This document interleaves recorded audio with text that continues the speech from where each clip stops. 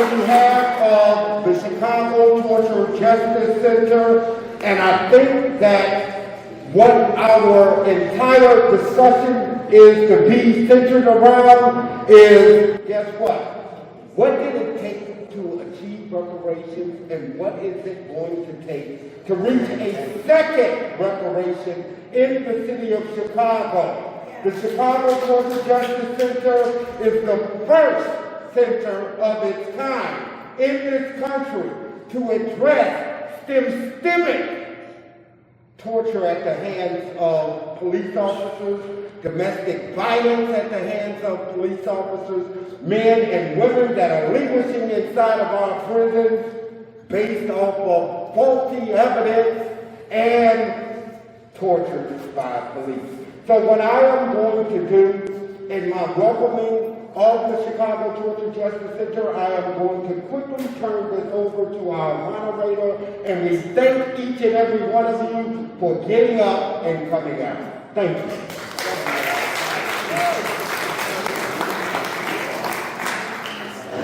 I would also like to thank you all for being here. This is a really important event for us in Chicago, in this country. It's not just what we've been through here in Chicago, it's the impact that we've made. So, reparations was reached in the city of Chicago on May 6, 2015 by the City Council of Chicago, and it was signed into law. From 1972 to 1991, John Burge and his midnight crew took men to the police station and tortured them into confessions. This happened in both Area 2 and in Area 3. What is clear is that the men spent lengthy prison sentences through a collective fight by families, lawyers, and organizations. Most of the men were able to win their freedom from Illinois state prisons. So we are here today to reflect upon the dedicated fight that it would take to expose the pattern and practice of torture by former Police Commander John Burge and other detectives under his supervision of African American and Latinx people detained into their custody. And we want to successfully remove John Burge from the CPD and to prosecute and convict Burge, to organize campaigns for incarcerated Chicago police torture survivors fighting for freedom, and to create the struggle for reparations with the collective mobilization of the many people who have been active on this issue. So I would like to acknowledge Anthony Holmes. Could you raise your hand, please? Yes.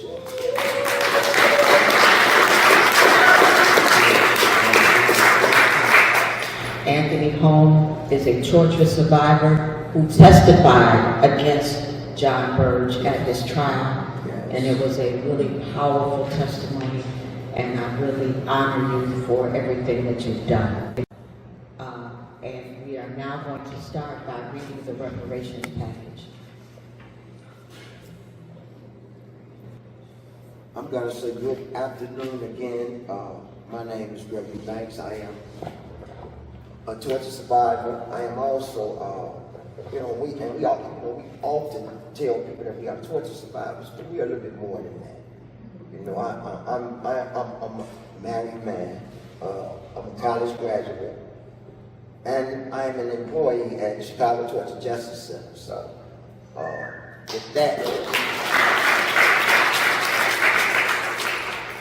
let me read this. On May 6, 2015, the Chicago City Council passed a reparation for Burge torture victim orders, accompanied resolutions that included a formal apology from Mayor and the City Council for the torture committed by Burge and his men. 2, a history curriculum on the Burge torture case to be taught to all Chicago public school students in the 8th and 10th grade. 3, a permanent public memorial acknowledging the torture committed by Burge and his men. 4, a provision of counseling service for police torture survivors and family members at a facility on the south side of Chicago. 5, a free tuition at Chicago City colleges, for Burge torture survivors and family members, including their grandchildren. Job placement for Burge torture survivors and programs for formerly incarcerated people.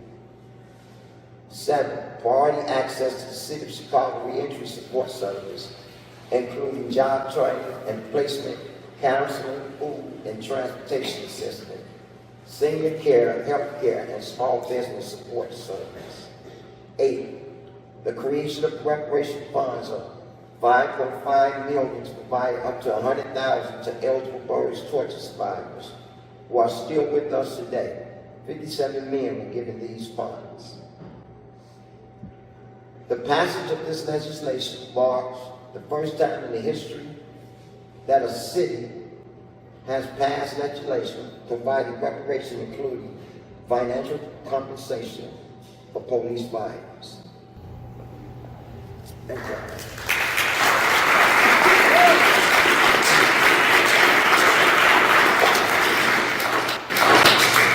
So I didn't introduce myself. My name is Dorothy Burge. I have been involved in this fight against police torture since probably 34 years. I am an activist. I was an educator for 26 years at the Associated Colleges of the Midwest. I was a founding member of Blacks Against Police Torture and also a member of the Chicago Torture Justice Memorials. I am now what I call myself as a quiltivist. So I do quilts to send the messages that are of what is happening to people, African American people in this country, and to document our history. And even though my name is John Burge, Dorothy Burge, I want you all to know I am not related to John Burge.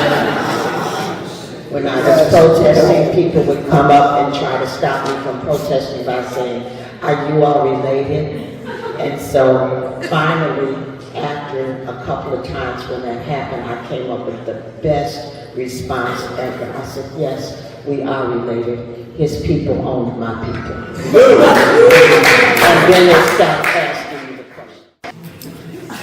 I would like to introduce Alice Kim, who is an organizer who worked closely with the Death Row 10. She currently teaches at the University of Chicago, and she's bringing together impacted people in the community together. She is the co-founder of the Chicago Torture Justice Memorial and paved the groundwork for the Chicago Torture Justice Center. Yes.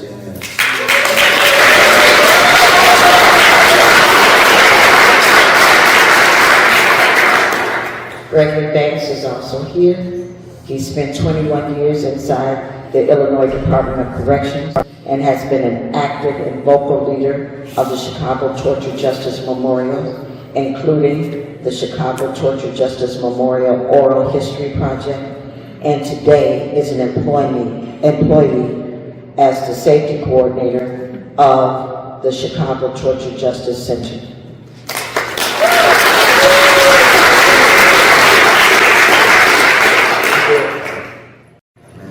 John Conroy spent over 2 decades as a writer with the Chicago Reader and is currently a senior investigator with the MacArthur Justice Center. He wrote the groundbreaking article, House of Screams, in the Chicago Reader, and if you have not read it, you really should. It's really powerful.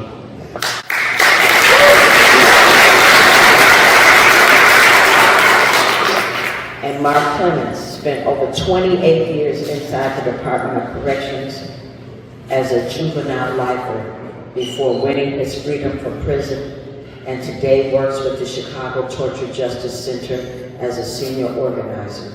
Yeah.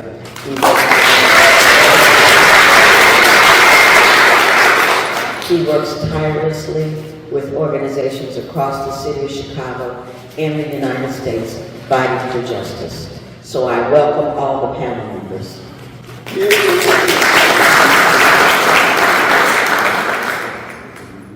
Yes. So I would like to start by asking questions, and I'm going to start with you first, John. As a reporter, writing stories for the Chicago Reader newspaper and about Chicago torture, can you explain why you felt it was important for us to achieve reparations?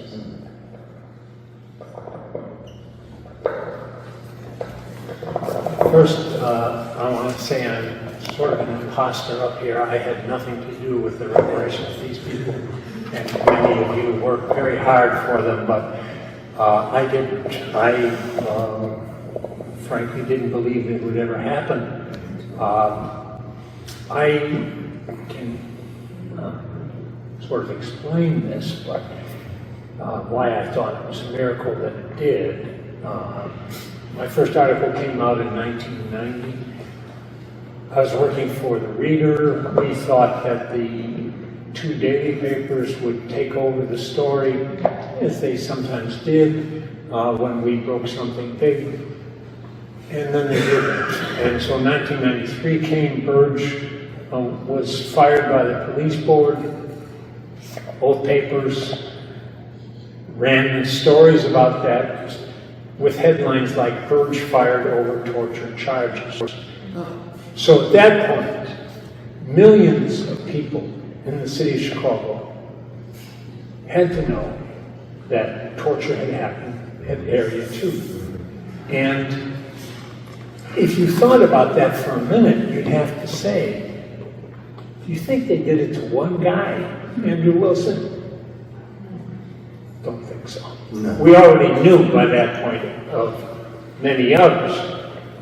So in 1996, I did another article about, I forgot to say, in the 1990 article, when we thought it was going to blow the lid off us, we got 4 letters in response. 2 were in favor of the torture, and 2 were against. So, 1996, I did an article about bystanders, why people who know there's an emergency don't do anything about it.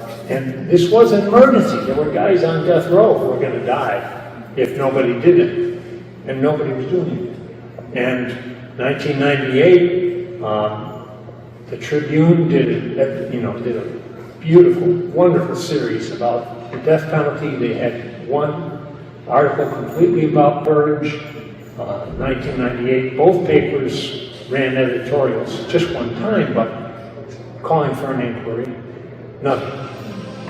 Nothing happened basically until 2003, when one man, so you're trying to reach an audience of millions, one man did something, and that was George Ryan, and he pardoned those 4 guys, whom you won't know.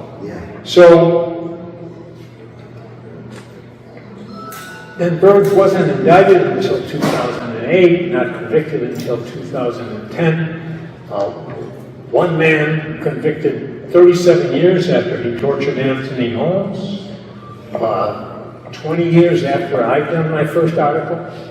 So if you ask me in 2010, do you think the people of Chicago care enough to pass reparations? I would have said not in a million years. Not in a million years. So my hat goes off to everybody who worked on it, and as I said, I didn't.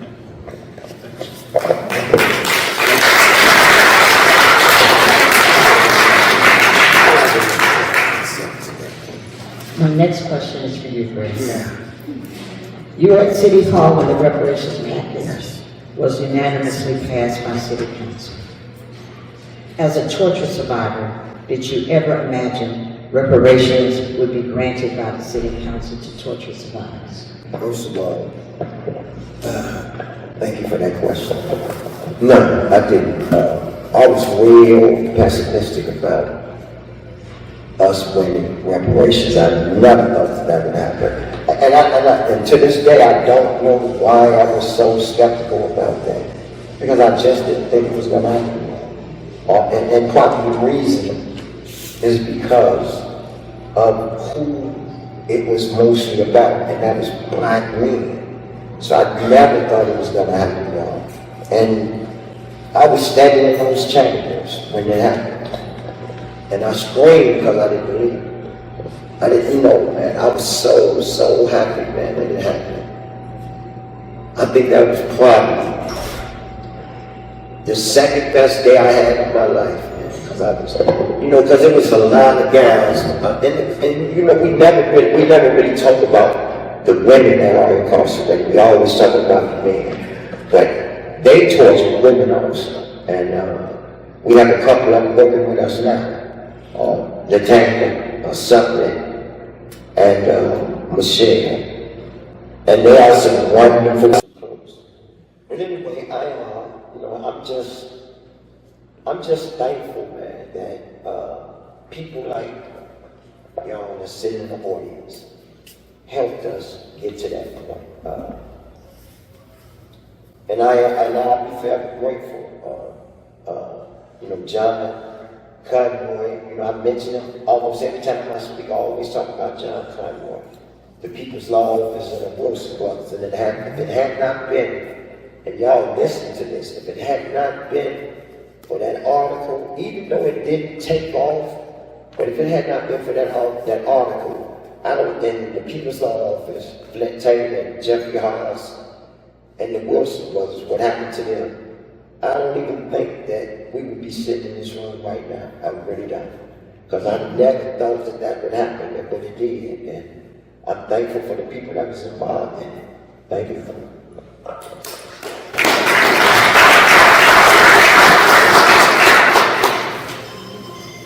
My next question is for Alice Kemp. As a well-known Chicago activist with the campaign to end the death penalty, fighting to win freedom for survivors, can you discuss how earlier fights for justice, like the campaign to end the death penalty and the Death Row 10, are connected to the fight for reparations? Thanks for that question, Dorothy. Thank you, Mark, for organizing this panel and giving us all an opportunity to reflect on the history that led to reparations.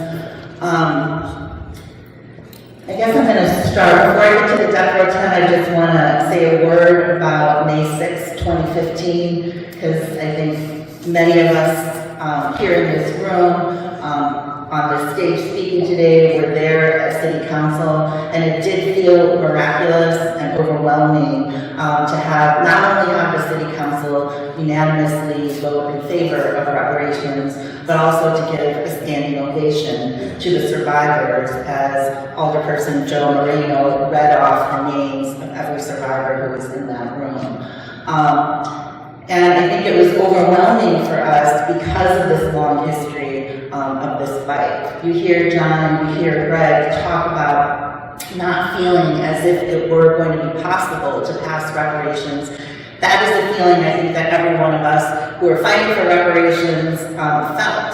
If you think about Anthony Holmes' testimony when he testified during John Burge's sentencing hearing, he said that what hurt the most, more than the torture itself, more than all the years of incarceration that he faced, was being disbelieved. And that is what that was the climate and those are the circumstances that people fought so within. And I think that that's important to remember, because even in the face of what seeming hopelessness, right? People having the audacity to fight is what made a difference every single step of the way. There were no victories in this fight that were granted from above. Every single victory was hard fought for and won by the survivors themselves, their family members, lawyers, but also everyday activists and organizers who were out on the street.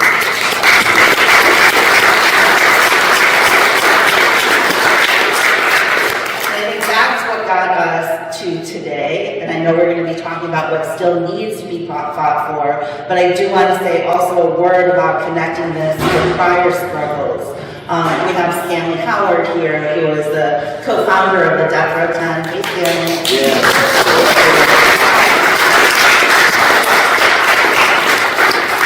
when the Death Row 10 formed in 1998, we had, it was right on the heels of Clinton's crime bill in 1994, right? We had, Clinton passed more legislation so that more crimes would be punishable by the death penalty. He had money that put more cops out on the street, right? He passed truth in sentencing laws that extended the length of time people had to be in prison. This was part of building up America's prison nation. That was the political climate.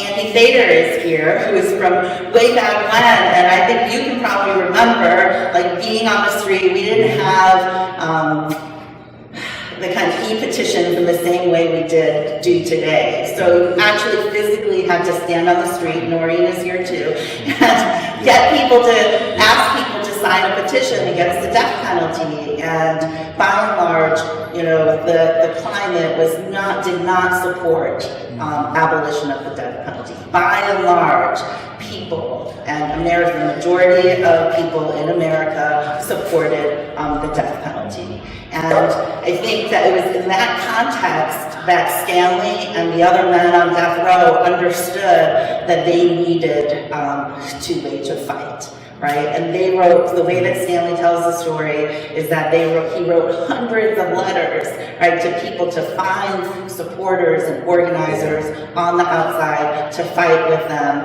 on the inside. And we were lucky enough, Noreen, myself, Andy, others, lucky enough to be organizing with the campaign to end the death penalty at the time, and we responded to their call. And I think that this call, the foresight that people inside had, that we needed to wage a grassroots fight with people on the outside, that we could not rely on the regular mechanisms that actually existed, was crucial and critical, and it came out of their own lived experience. And I think that is that lesson, and then organizing with their mothers. Now we have so many mothers and so many survivors very central to the fight and leading the fight, and I think that is an important through line from then and to today.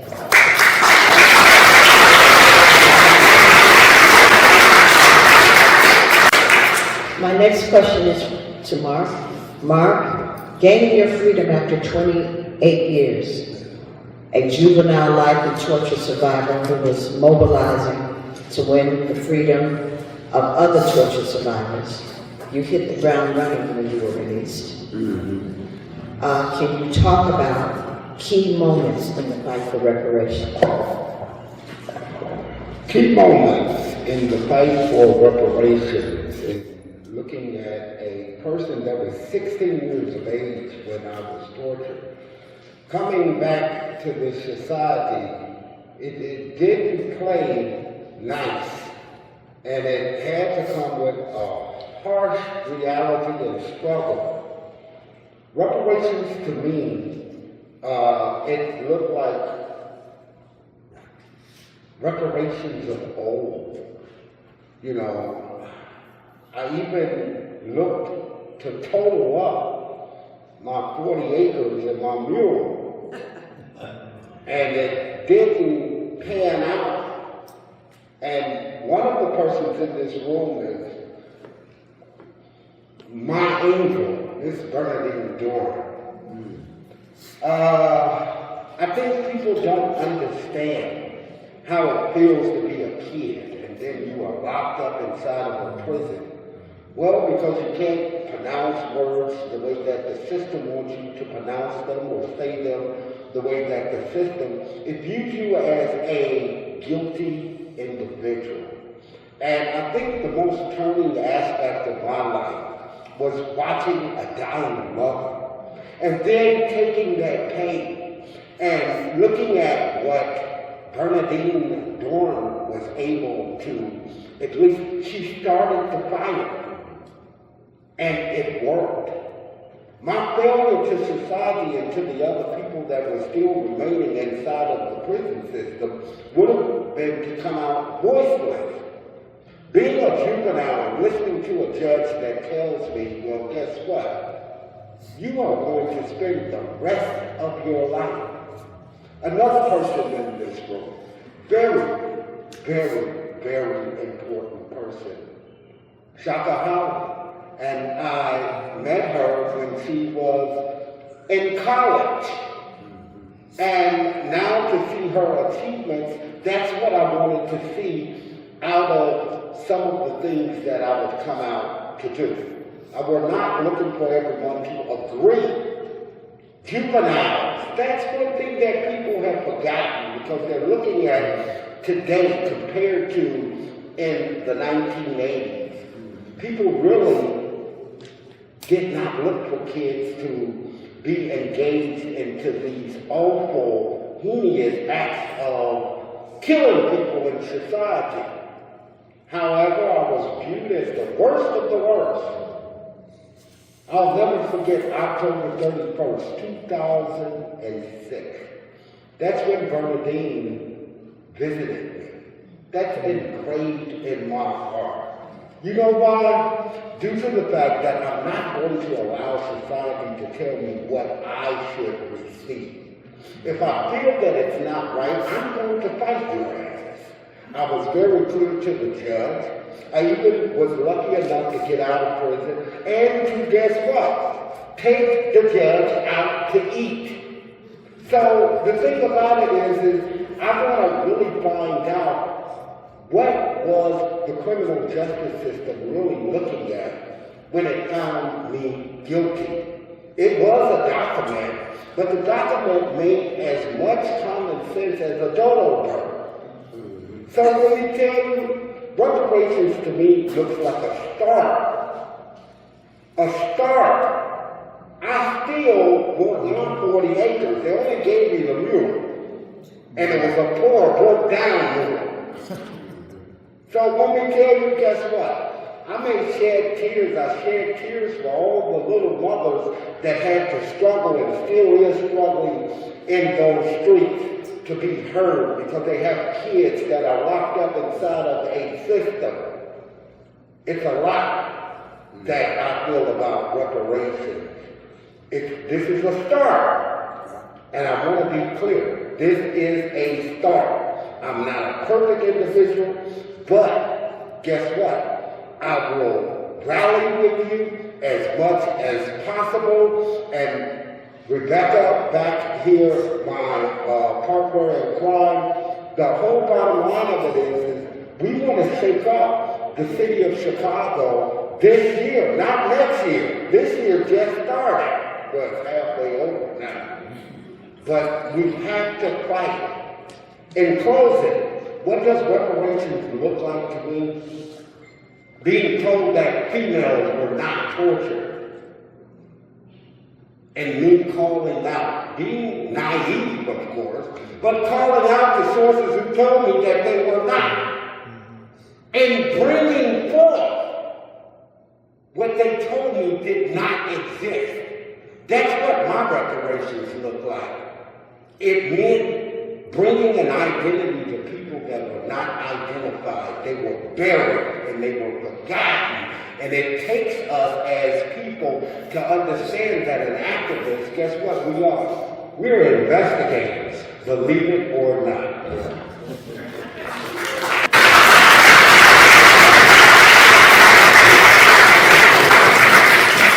I just want to add to that because I call myself a quiltivist. So I use the quilts as part of my activism. And I was asked by the Art Institute to create quilts for an exhibition. And I just completed 2 quilts on the women who were tortured by John Burge. And they will be at the Art Institute in an opening that happens in September.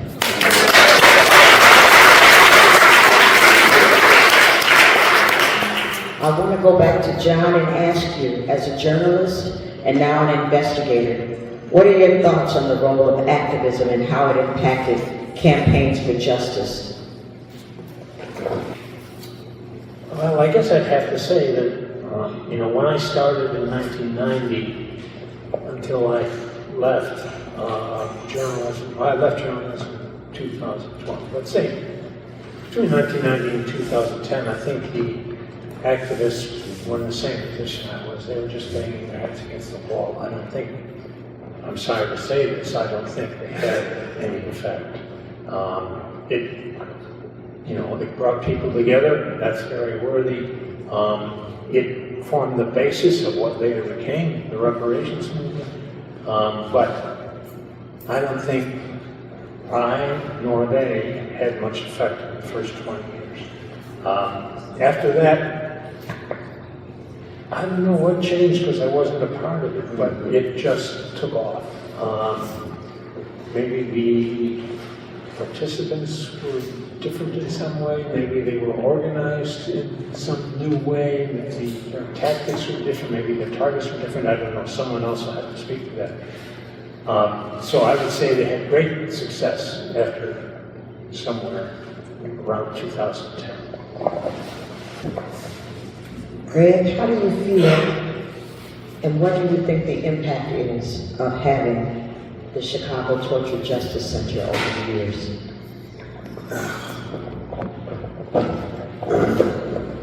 Thank you again.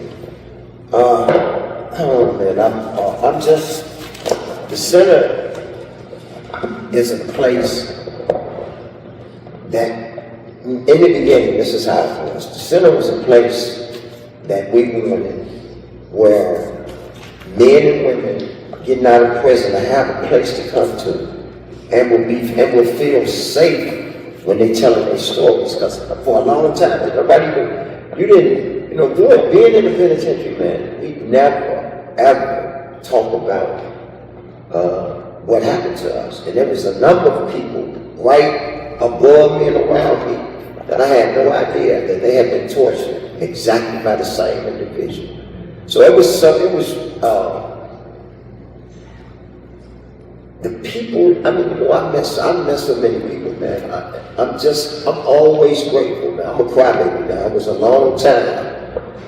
I didn't cry for years, for many, many years. And I think that it's refreshing now that I cry. I cry a lot now, man, because I didn't cry. Being in prison, man, it takes something. It takes your humanity away from you. It does a lot of that. And there's guys in here, for instance, Anthony Holmes. Anthony Holmes did 33 years in LA public production. And I know it was times that he thought he was never going to get out. You got Johnny, he did, 42 years. I know it was times he thought he wasn't going to never get out. You got Stanley did almost 40 years.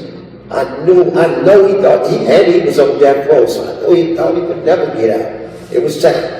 You get, years go by, man, and you start not thinking that you're going to go anywhere, man. But it happened, man, it happened. And I think that we don't mention the mothers enough.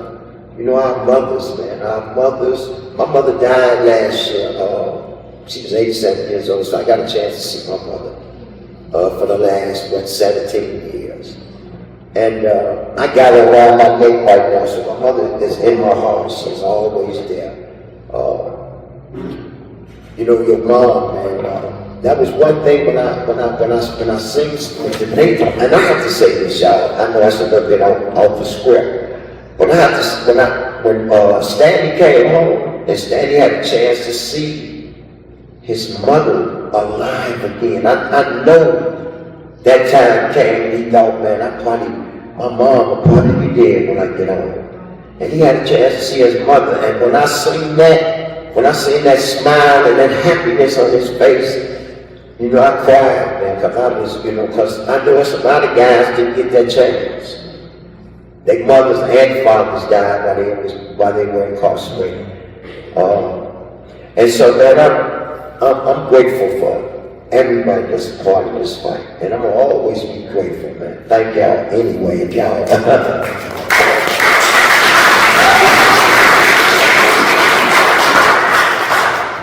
Alice, my next question is for you. What would you say are the key learnings from the earlier fights that are important for us to keep in mind today? I guess I'll respond to that question by pushing back a little bit on what John said, because I do think that while there was absolutely times when it felt as if you would make 2 steps forward, no, 1 step forward, 2 steps back, that was absolutely the case. I think that activism and organizing is what got us to the place that we're at today. Even early on, if you think that, and this was before my time, but there's a really great documentary called The End of the Nightstick. And when I first started doing organizing on this work, we relied heavily on that documentary as a tool to teach people about what happened in the John Burge torture cases, but also to teach people that what we do matters. And you had you had organizers at the time, taking it to Mayor Daley's house. Much later on, we would take the fight to Dick Devine's house, right? So I think that you can look at past struggles to see how it got us to today, but there was information that was out there. There was a Goldston report. There was the Office of Professional Standards, and survivors and others had made claims to the Office of Professional Standards.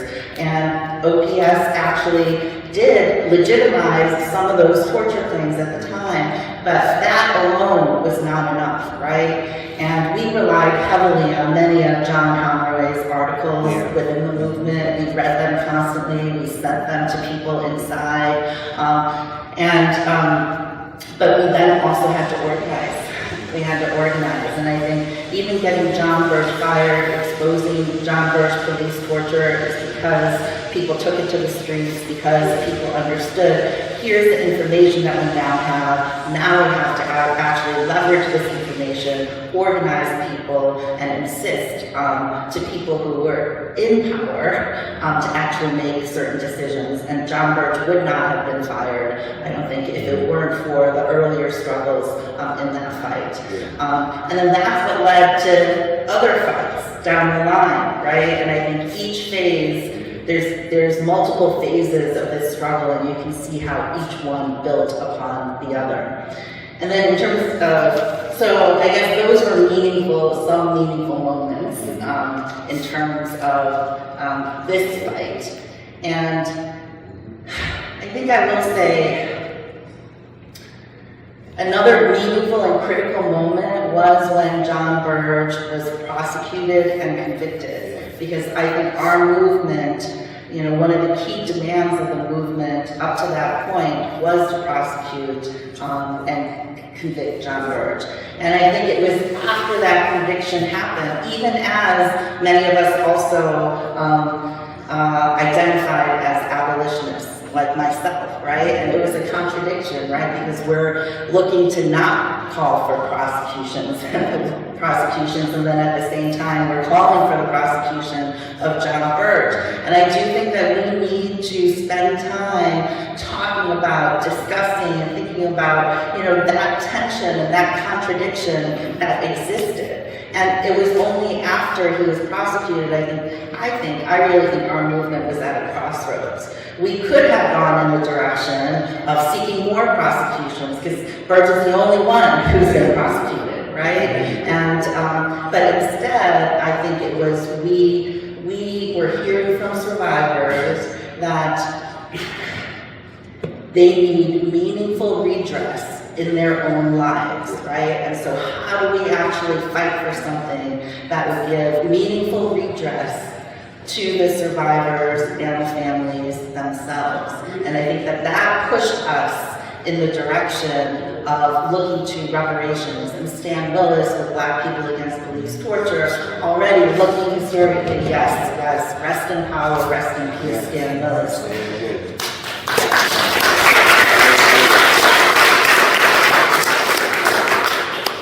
Looking historically to fights for reparations in the United States and around the world, Stan Willis said, we actually need reparations for torture survivors. And initially, he called for and wrote legislation calling for a psychological counseling center as reparations to police torture survivors. So in this moment, when Burge was convicted, I think we were able to turn to what Stan began and say, let's build on this, and let's explore together, and let's figure out together how we can craft, fight for, and ultimately win reparations for torture survivors.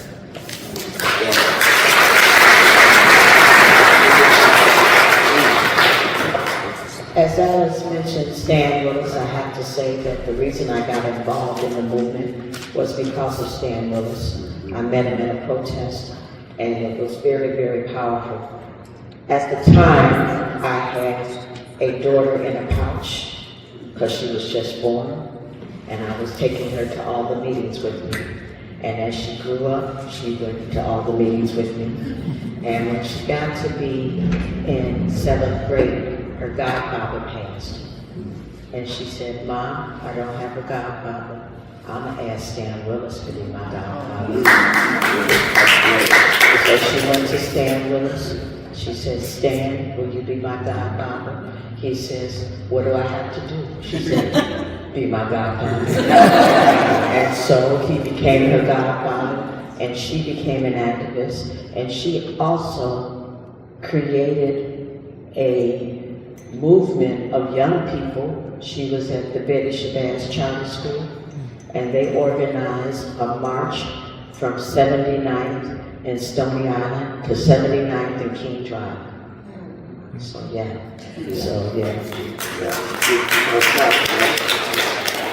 Mark, I want to ask you, what were the key moments in the fight for reparations for you?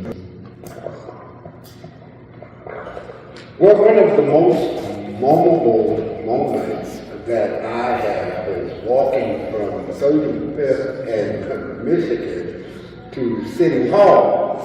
I was sick, it was cold, it was snowing, and when I reached up on the 5th floor, I was told to assist in turning over the petitions. And, you know, that was the start. That meant that if we kept to fight, then we could gain something. I think that many people don't understand that fighting around these cases requires linking in and networking with many different organizations. And that is something that it had to occur, or reparations would never have been achieved. I was happy to be in the chambers and to watch this take place. However, I believe that it should have been, I wanted my apology from the mayor. I wanted him to come out and shake my hand at least and to apologize to me. And I think that each and every person that was tortured and was present, that should have occurred. It's like he did a news conference and he apologized to many different people, but never directly were the torture survivors present as he apologized. I remember talking with Brandon about this and talking about how greatly disrespected I felt. Because, you know, we often look at Brother Jimmy, and I just glanced my eyes over here at Brother Jimmy. That was one of the most oldest times of our lives. I was found guilty, then Jimmy found guilty. One thing for certain, we meet up in prison. And I remember Durham Fair bringing to my attention Jimmy's still locked up. And I said, man, I'll help him. The bottom line of it is organizing is about networking, and networking with other sources that can, guess what? Lend you the hand and the strength that you need. Because we can't move these mountains alone. And I'm so happy to see Brother Jimmy out here and doing great due to the fact that I know the system viewed him to be someone to come out and to be a failure. But it is a wonderful thing that we have the Chicago Torture Justice Center, where that men as well as women can get up and come and visit the center and to learn their history. That's the start of reparations. Learning your history. There's a lot of people who have went through this awful ordeal of police torture, but don't know the history. And that's the sadness. Maybe my history may not sound like your history, but it is true that men and women were taken down to police stations and they were tortured and they were treated like dogs and no one gave a heck about them.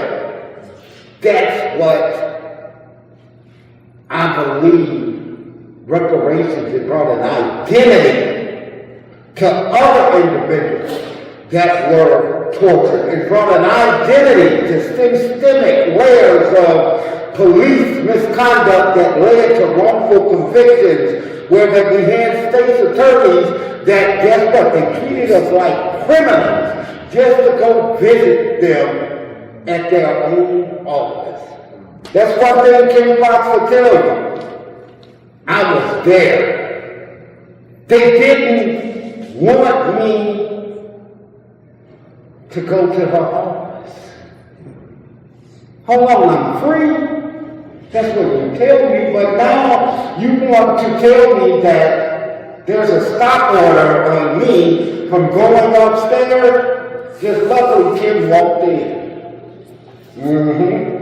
And I think that Kim identified that systemic layer of racism in one of her final articles that she gave to Chicago media.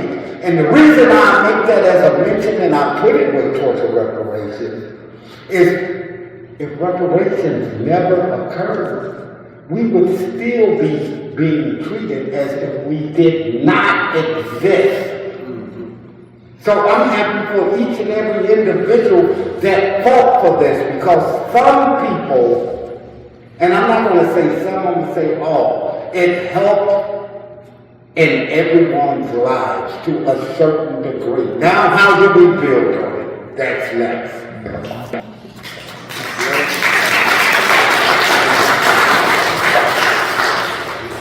Greg, my next question is for you. As a torture survivor, did you ever believe that you would be one of the people employed through the Chicago Torture Justice Center? Yes. Absolutely, yes. Yeah, really, for real. Truthfully, yeah, I thought that. At that time, I was working for Easter Seals. But Chicago Torture Justice Center it has made my life better. I've met a lot of people, man, and I am so, y'all probably heard me say this earlier. I am so grateful, man, for the people that I've met down this road, man. It's been tough. It's been tough, man, but I'm thankful for the people that I work with.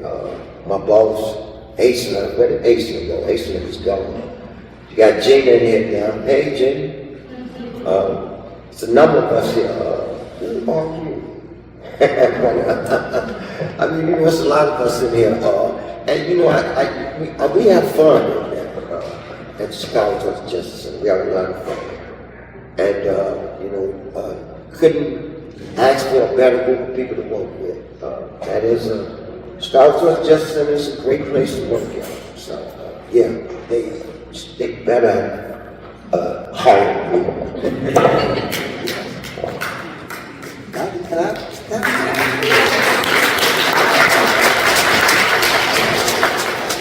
John, taking into account your investigations and the stories on police torture, are you surprised that Burge nor his subordinates, are you surprised at what Burge was sentenced to, and that the people who were under him did not receive sentences.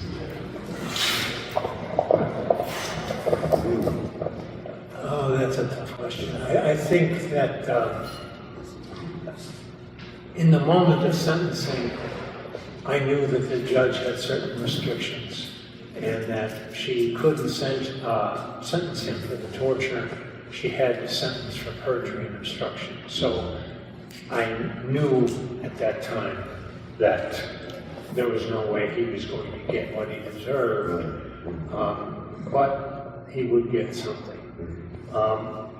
At that time, I actually thought that the U.S. Attorney might move on and prosecute others because they did give indications that they were looking at others. And I thought, they've done a hell of a lot of work on this Burge case, and they've interviewed so many victims. Surely they could get some of Burge's subordinates, maybe go up the ladder with, state's attorneys. Yeah. I would love to have seen that. Yeah. But never It happened. happened. Yeah. And now it's too late. Unless somebody comes in and lies in the citizen, and they get him for perjury and obstruction, like they did with Burge. But I just want to say one thing about how they got Burge. If you think of all the people who were tortured by Burge, and you took their cases, their case documents, and you put them in boxes, you could fill half this room. And yet, Patrick Fitzgerald had only 56 words to work with when he indicted Burge for perjury and obstruction, because all of the torture was irrelevant because of the statute of limitations. So all he had to work with were very broad denials that Burge had made in 2 interrogatories at the very start of the Madison County civil suit. And in answer to 2 questions, he said, basically he knew of no abuse whatsoever in the Chicago Police Department. And it was that got him. It wasn't that he tortured Anthony. It wasn't that he tortured all these other people. It was that he said, no, never saw him. Never saw him. That's what got him. Alice? With reparations being taught inside some of the Chicago public schools in 8th and 10th grades, which is part of the reparations ordinance, do you believe this will make a benefit to the community? And if you do, how will it benefit the community? I mean, I have no doubt about that. I think that was one of the critical and important planks of the reparations ordinance that went beyond financial compensation that the community insisted on, because it's about having an intergenerational impact. Just as we know that trauma is intergenerational, the impact of reparations also needs to be intergenerational. And I actually remember the first time he who will now be named won the presidency of the U.S.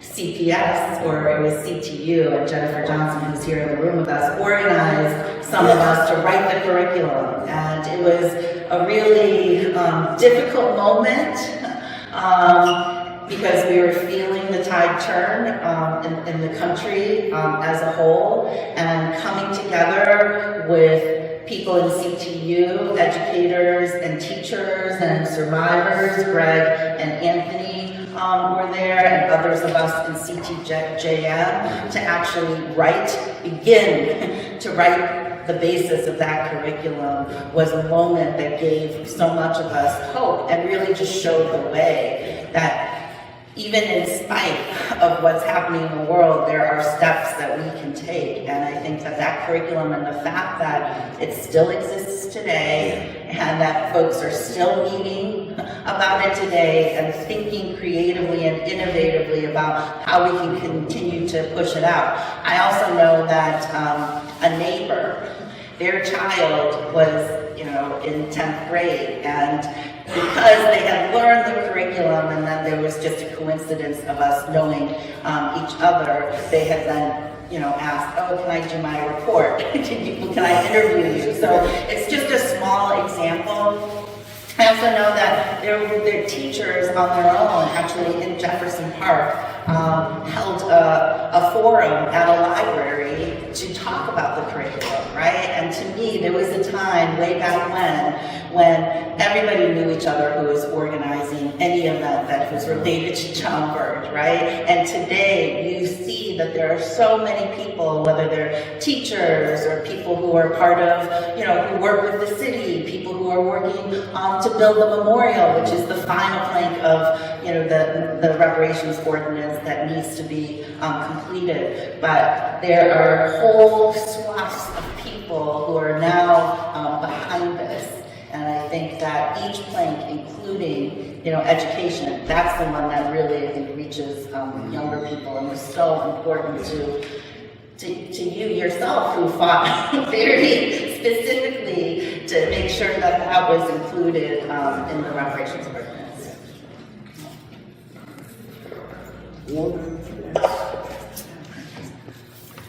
I'd like to ask you, John, do you have any closing remarks? No, other than I'm grateful to be here, and I still feel like an imposter in this group. Thank you.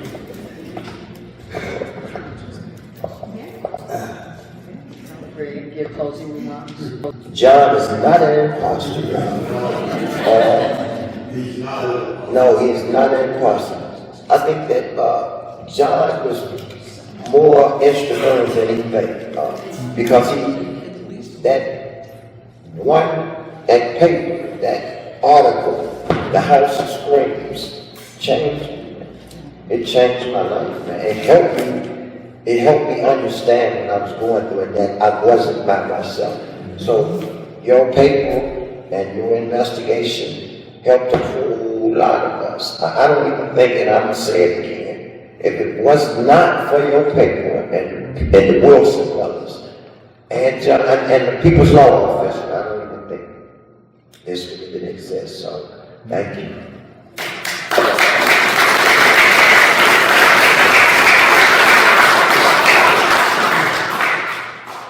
I think that closing remarks must reflect upon are the people that have been impacted as to police misconduct and wrongful convictions and other illegal acts by police. Are you ready to fight? Due to the fact that when we tell you, sometimes we misidentify with fighting in the street and fighting up against the system. It comes with a lot of tricks, and they will play those tricks to try to make sure that you do not achieve anything. I think that a second reparations package is very important to the city of Chicago in identifying whom the system intentionally left out, and that is females. You will never hear where that, I would say, the mass cry until we release it. I think that mothers that had to suffer with their children locked up behind these prison walls, and including mothers that had their children gunned down in the street. We deserve a reparations package that reflects us, our integrity, rather than the system's integrity. The system is going to tell us no, but we have to scream and let them know yes. And until we make up in our minds and our hearts to fight, nothing from nothing leaves nothing. In leaving this last remark, let me tell you, it's amazing to see brothers and sisters able to walk out of the prisons. But I think that we must bring some type of identity and recognition to those that fought like dogs for us when we were locked up behind our prison walls. There is a history behind all of this. But if your history is muzzled and you're voiceless behind a prison wall, that person who echoed it, guess what? They're richer than gold. But we treat them like shit. We must change that identity. Thank you.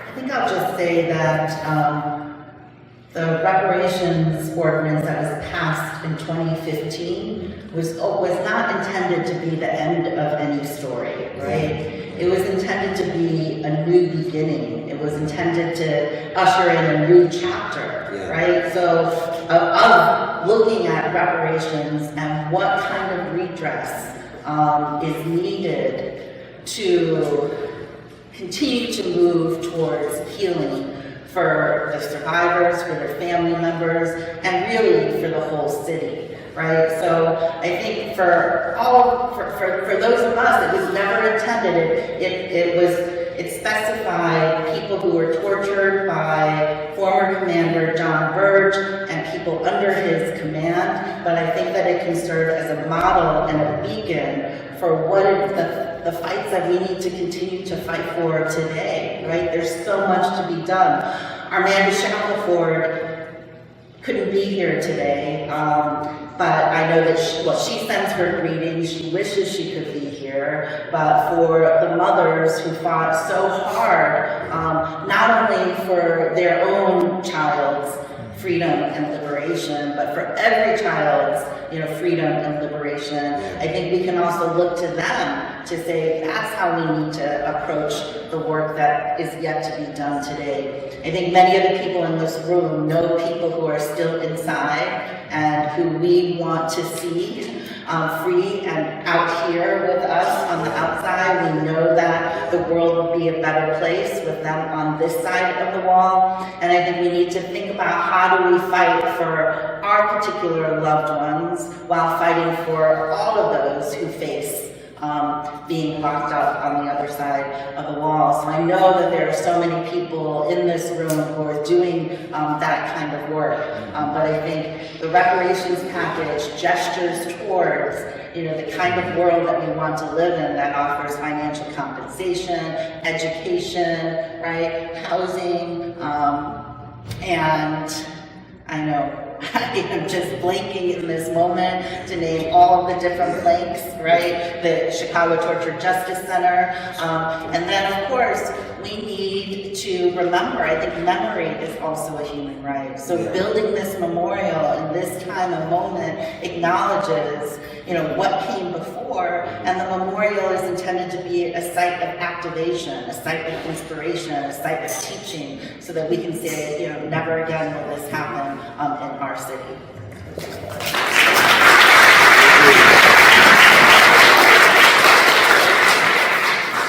And I just want to close this whole panel by thanking you all for being here and thanking you all for what you have contributed. But I also want to say one thing that has impacted me for a long time, and that is the fact that African American activists have been written out of history when the fight for reparations. And it's something that continues to bother me, and the fact that Stan Willis is not mentioned, the fact that I sat on the commission that was fighting for reparations, and I was never mentioned in any newspapers. I think that the history of what has happened in the fight for reparations must be retold, and it must be retold correctly.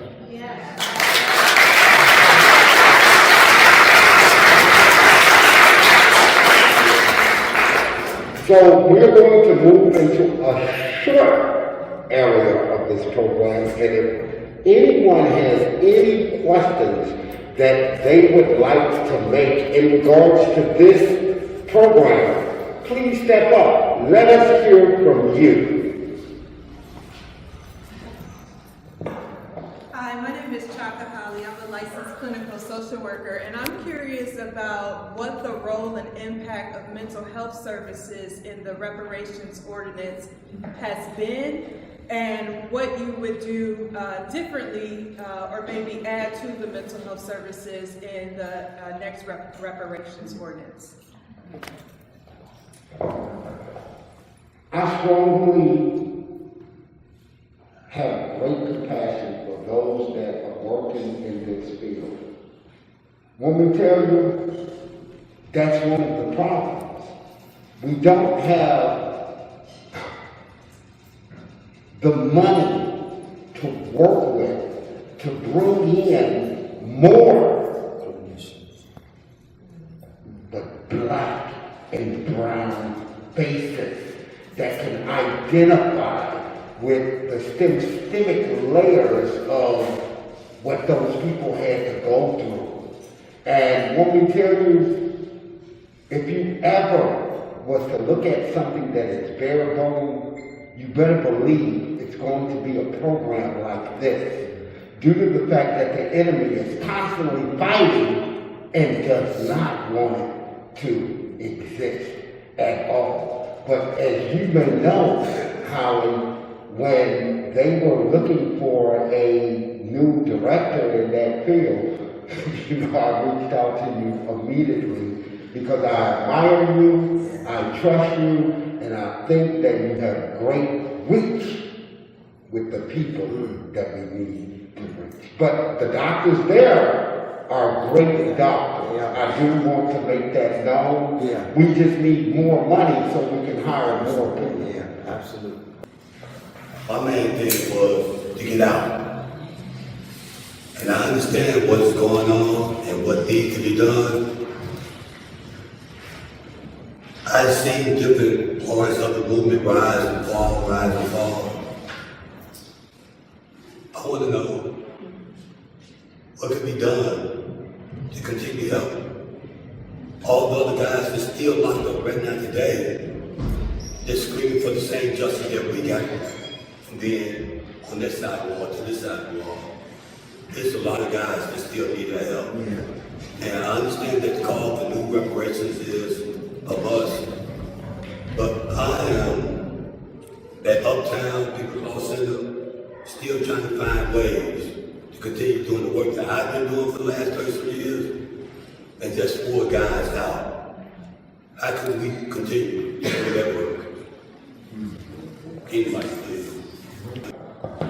Stanley, I think we have to find another way to reunite or reignite that flame again, because it looks like it's done. This thing, I mean, it's out. It's been extinguished. So I don't know what we need to do, man, to get that fire back again, man. Because I don't know. I've been thinking about that. It just don't seem like years ago, man. The fire was there. It was so many people trying to help. I don't know what happened, man. I don't know what happened, man. So we have to find a way to bring that back, and we will. Just give us a little time. We will. Because you said more money is needed, so I was the men that were able to come out with all the help that was provided from outside, because from inside, we can't get it done on our own, so we have to first we need outside help. Otherwise, like my nephew, who has a great example of people running from incarcerated, still hasn't got out, and it's been since 2012 because the system takes so long. So my question is, for those that are fortunate to come out, I came out, but I didn't get no money. I don't have no money, but I'm still doing good. I got a good family, and I got this inside. So how do guys that get millions of dollars can I contribute at least $500,000 for that money if they want to get out? I'm not saying how to tell you how to spend the money, but you got out. You got that blessing that nobody else got. You went, I had 45, I got out for 25 years. I shot my cop 30 years ago, didn't get no money for that. And I'm still blessed to have life and to be able to speak with y'all. But that's what I'm saying, like why the guys that get that money, or even the lawyers get a third. throw a little 500,000 over there. I mean, I'm saying because it comes to minutes. I'm not saying they deserve all that money because I went through it all and I should have money, but I don't. I'm just saying if I can live good without money, I'm sure those that got money could contribute to make this for others possible. I think that we must constantly build, we must constantly educate, and I share your same heart. I just don't know how. And I think that a lot of people in this room don't know how. Due to the fact that one's brothers and sisters have spent so long in prison, people kind of like let them be and hope that they can catch back on in this society. And I'm just telling you from the way that I have seen it with my own 2 eyes in 16 years. To the point, I understand that, but I know friends and people that have gone out and wasted it in other ways, but now they're depressed once again, like if they were in prison. Yeah. Money given to the family and friends, nobody around them because the money's not all there anymore. But that's what I'm saying, like instead of, regretting later what you did with your money, be happy that you did something to help others, even if you mess up the other money and you did something good with someone. I think that the questions being asked are such real and important ones, and they really reflect the need for a movement and a broader movement, because it's not solely about getting people out. We need to get people out, and we need to get people home, but I don't know if individual campaigns are necessarily the right way to go. We need to find and build and fight for mechanisms for release. As we fight to, Jimmy started a new campaign, it's called Build Communities, Not Prisons, right? And within that, it is about, stopping the investment in prisons in our state and taking that money to invest in our communities so that there is a social safety net that is being demolished and has been being demolished, so that when people come home, they actually have sources for support, and not rely solely on individuals who are able to file lawsuits and win lawsuits, right? So I think that it's a much bigger fight, and we do this particular political moment. We're finding ourselves in need of strategy, in need of study, and in need of struggling together. And I don't think that there's a singular, easy answer to the kinds of questions that are being put out there. But the real need for us to come together, have discussions like this, but not let this be a one-off, right? We have this discussion. How can we create a big tent where we're fighting together to address these kinds of issues?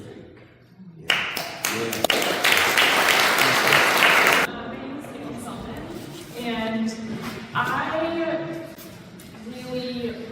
so the curriculum aspect of the reparations package is very, very important to me. And I was wondering, Alex, you spoke about it a little bit, but I was wondering if maybe any of the other panelists would feel comfortable speaking about why it's so important to have this curriculum in CPS, especially now it's been 10 years, and like why that was so important, because that's monumental to have that in our reparations package. And before I pass this mic to Alice, I don't want Jan to leave. Jan, look up, please. Jan. Okay, I just want to acknowledge you because I saw that you were sneaking out, and I just wanted to acknowledge you and thank you for your hard work.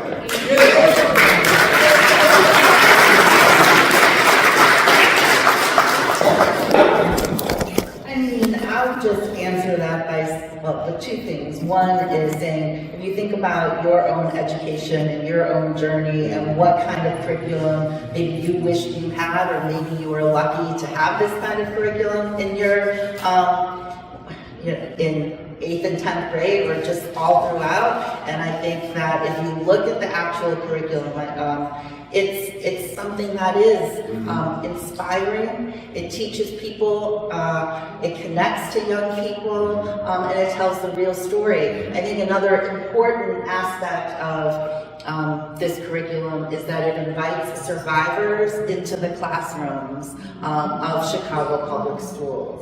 And I know that anytime I have gone into the classrooms with Anthony, with Mark, with Greg, right, that the exchange that happens is incredibly transformative, right? Because one, people oftentimes are seeing stories from their own community finally reflected in the classroom, right? So that's one important thing. And people also feel like, okay, I'm getting the real deal. And for survivors, I also know most survivors who come out, when they have the opportunity, they say, I want to talk to young people, right? There aren't enough intergenerational spaces in our communities where we can learn together, work together, and inviting survivors into the classroom actually creates that. So those are just a few things. I think that Jen, as a teacher, as somebody who helped to usher this curriculum, could say more about it. But I know that others have written about this, and others have, we have been involved in doing surveys to collect more information so that we can constantly and continually improve the curriculum as well. And I also think it's very important, given what Donald Trump is trying to do to erase our history. And so I think that that is something that's going to be really valuable for us to continue. Okay, you have Andy and then Susan, right here. Yeah, I think that you may be even underestimating the importance and impact all of you have had. Starting with John, you were a lifeline to us on the outside because we thought no one believes us, and that sustained us during those harder years. But also, you look at the subsequent history of the Ronald Watts convictions, the settlements that are coming out of the city right to this day, the 50 murder convictions by crooked cop Ronaldo Guevara. You influenced more than those school kids. You influenced the whole jury pool who used to believe if a cop said something, that's it. Jury pools now know that cops frequently lie, they frequently brutalize, and that's how it's reflected in these jury verdicts and settlements. And those are a form, an imperfect form, of reparations. So thank you. Your work has been intergenerational in that respect.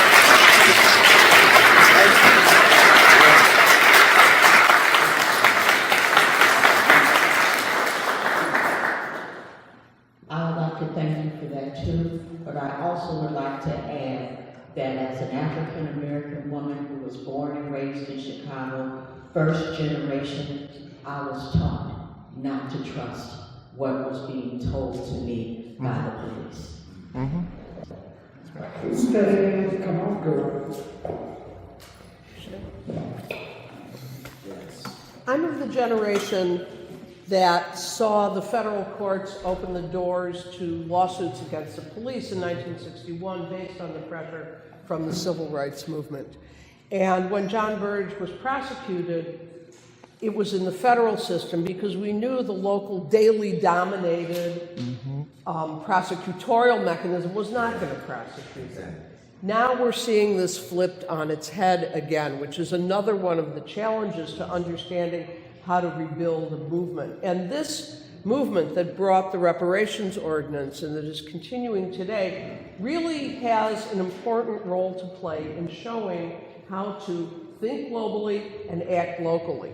Because if the federal government is no longer there to help with abusive local police, we have to really be looking at local solutions. And I think that that's another challenge. If you look up, it's really awful, so this might give you nightmares, but the White House executive order on policing that came out in the last couple of months talks about unleashing law enforcement.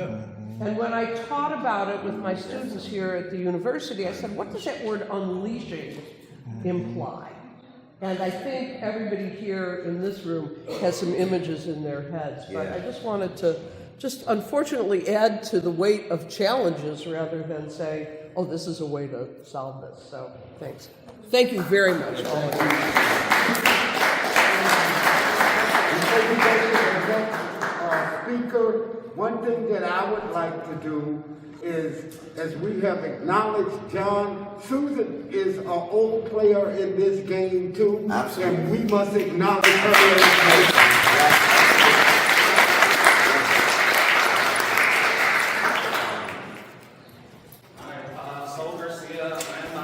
History teacher actually in CPS. Unfortunately, I only teach 9th and 12th grade, so I don't teach the curriculum on Reparations WON. I'm lucky enough to work at a school that does have liberty in what we teach, how we teach, but there's a lot of educators that I know that have spoken up about issues when it comes to teaching the curriculum. So I guess my question is, what advice do you guys have for those people? Or let me finish my story. My old history teacher that inspired me to want to be an educator, white man, liked to teach about Reparations WON, recently got back into the classroom, and he was so upset at the fact that he was going to teach Reparations WON, the curriculum, but a parent complained about it being taught at the school because they have relatives that are police officers, or even conservative teachers that don't want to teach it because they have family members that are police officers. What advice do you have for educators like that have to fight against their administrators or even parents that are against us teaching this curriculum? Yeah, I think that so much is coming under attack right now, so it's not even just the Reparations WON curriculum, but many of us are facing on our college campuses and elsewhere also similar kinds of issues. So I would say getting together with your fellow teachers who want to teach the curriculum and finding a way to organize so that you can teach the curriculum in the space. I think that is what some teachers have done previously, from what I understand. And again, I think that Jen would have much more, would have stories, very specific stories and strategies around that. I think that the CTU has been very critical to the curriculum, so I think talking with the CTU on how to wage that fight. But I do think that all along, there have been barriers. Even as you win victories, there are oftentimes barriers, and then you have to figure out how to, at every step of the way, figuring out how to implement each plank of the reparations ordinance so that it would be implemented with dignity, was something that I think none of us also expected, that we would have to put ourselves and our energies and our time so much into ensuring that, right? And then now as we continue, I've heard other teachers say that. We know that. I think it's not all 8th and 10th grade classrooms teaching this curriculum, so we've had discussions about how can we ensure that more teachers actually teach the curriculum, but I think it does come with locally figuring out who are the other teachers and figuring out a strategy for your particular school. Let me say this about Gregory. We were the first one who took it to the schools. We come from just ourselves. And schools, basically, we ran through exactly what he's talking about. Because parents and stuff, hey, police officers, kids coming to the school. And so we explained to them that we're not trying to put down the police that's that's out there doing their jobs. We're trying to put down the ones that's not doing their jobs. And there wasn't no prejudices there. You know what I'm saying? Like I told her, I said, my wife now was a deputy sheriff. You see what I'm saying? So, but the thing of it is, you got good police out there, you got bad police out there. And the bad police is the ones that we have to torture us. So therefore, the ones that don't do that, we for them. You see what I'm saying? We don't hate police. We just hate the ones that do the things that they did to us, that tried to kill us. So that was going the first time we first started, and we had to explain that to the different schools we were going to speaking. And once we did that, then they got a better understanding of what we was doing and why we was doing it. We just showing the fact that when we go to the school, we show them that, look, the things we did, they might not have been right, but at the same time, we didn't deserve what the police did to us. Because they run around snatching everybody off the street, locking us up, though, with gangbangers and all that stuff there. And they gave us false charges, and that's what they did to get us in the penitentiary. Now, the problem with that is that nobody wanted to accept the fact that we was right, and that's what we were about falling on deaf ears. So what we did was we explained that to the kids. Like you tell the kids, look, I'm not here to tell you how to do your, live your life, none of that. I'm just trying to show you my side so that you won't get on this side, and you have a choice between you staying on the right side and going on the wrong side. And what we're trying to do is to keep y'all from getting hurt, because these police out there got guns, try to be tough and all that, they're going to shoot you and killing you. So the thing of it, I'm not saying they won't do it anyway, but the thing is, be humble. When they throw you, they come up to you and say, look, turn around, get on the ground, whatever, and be humble. So do what they say. But remember one thing. Remember that badge number. Remember that police cop. And then go back and tell your teachers, the consuls, and your parents what happened, and have them to deal with that. Because they, in turn, can get more dead. And can't nobody say you're a stupid and none of that other stuff that people will say. You know what I'm saying? But the bottom line is, this way you put protection on you and your family, and like I say, your mother and your father, you can stand up to them and go to the teachers with it. The teachers can go have the counselors come in, and then they can deal with that. So this is what we're trying to teach them, and that's what we're basically teaching when we go to these schools and explain the situation to the kids. And the killing part is, they accept what we're saying because they see that what we come from, what we've been through, they don't have to do that now. Like I tell them, look, y'all are our future. Whatever you learn it in good, but to show you get the knowledge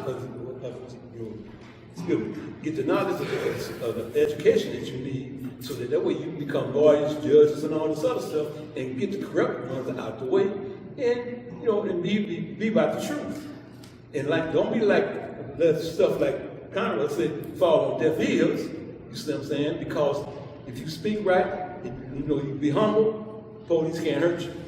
But I'm not saying they won't hurt you, but I'm saying that you got a better chance of surviving than you do like the little boy out of, I forgot what it was, but he come out, he got a pot and some chips in the hand. He ended up getting shot. Because they told me he had a gun, but he didn't have no gun. But these are situations that come about because the environment is they want y'all. And by you being black or brown, it don't matter. They come at us. So therefore, we got to be on top of what we're doing, and that's why it was so important for us to take this to the curriculum, to the schools. And then like I said, at the same time, they realized what we was telling them, and that's why it became so strong and so effective.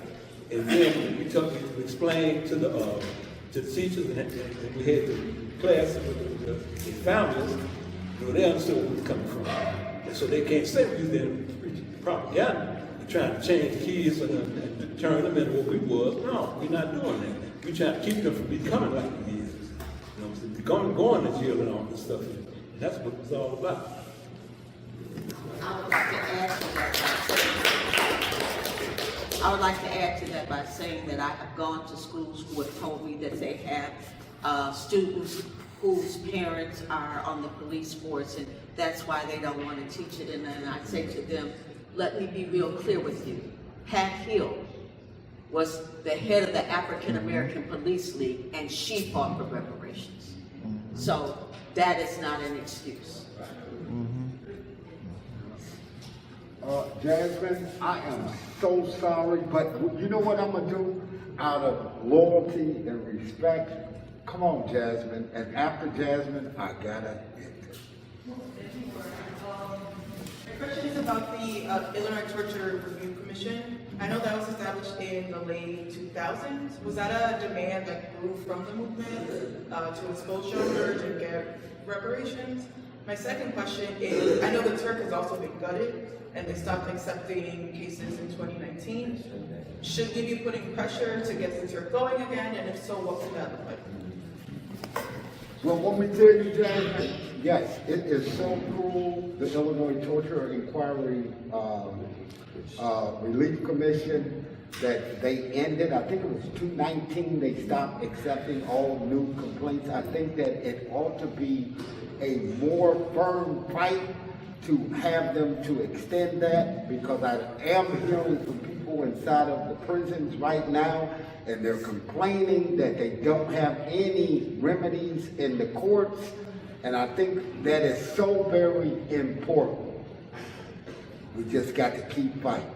And before I close, I would like to ask for everyone that is impacted by the criminal justice system, stand up in this room.